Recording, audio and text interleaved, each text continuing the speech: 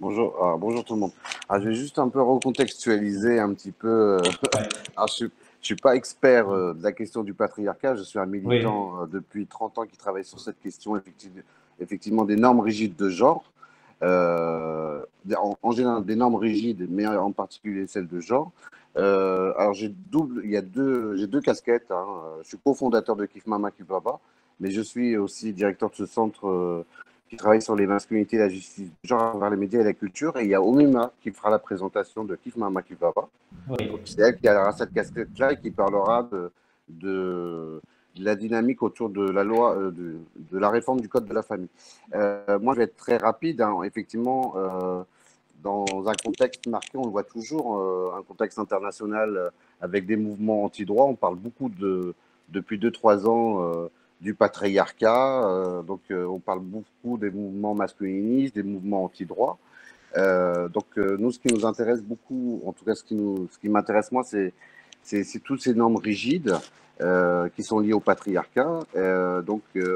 C'est ce qui, en gros, nous fixe des rôles sociaux chez les hommes, hein. Le fait est d'être fort, le fait est de ne pas montrer ses émotions, le fait est d'être pourvoyeur au sein de la famille, d'être le symbole de cette masculinité exacerbée, ce qu'on appelle la masculinité hégémonique. Nous, ce qui nous intéresse dans ce travail sur les masculinités, hein, on n'aime pas employer le mot de masculinité positif. Alors, je vais vous expliquer pourquoi. Il y a, dans le fait de déconstruire un peu les normes patriarcales, il y a un travail de déconstruction d'abord qui est personnel, que les hommes peuvent, ou les jeunes garçons peuvent entrevoir, d'abord pour se libérer eux-mêmes. Donc se libérer de ces normes, donc c'est-à-dire les injonctions de la virilité, ces injections à la violence, se libérer aussi pour sa santé mentale, parce il y a aussi une question de santé mentale. Donc, mais ça, on peut le faire pour soi-même. C'est ce qu'on appelle les masculinités positives, c'est-à-dire qu'il n'y a pas forcément un impact, où l'impact est quand même semi-direct sur les droits des femmes ou sur les conditions de vie des femmes.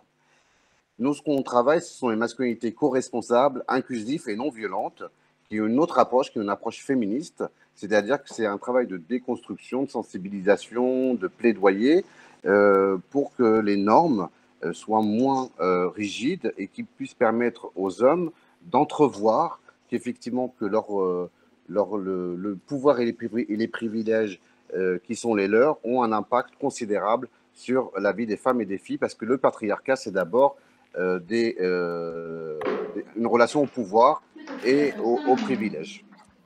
Il y a quelqu'un? Donc nous, alors pour finir, nous, ce qu'on essaye de faire, Personne n'est c'est de privilégié. déconstruire. Ouais. J'entends en même temps parler. Donc ce qu'on essaye de faire, c'est un peu de déconstruire ça. Donc il y a le volet législatif, réforme, qui est le temps long, hein, changer les mentalités.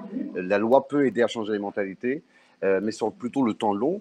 Nous, ce qu'on essaie, c'est de sensibiliser, initier les jeunes générations. Donc, on travaille avec des pré-ados et des adolescents, et on a mis en place des outils, dont le masculinomètre, qui permet de mesurer la masculinité toxique chez les jeunes garçons, mais chez les jeunes filles, parce que les femmes et les filles reproduisent aussi ces normes rigides, hein, aussi auprès de leur environnement, de leurs enfants, etc.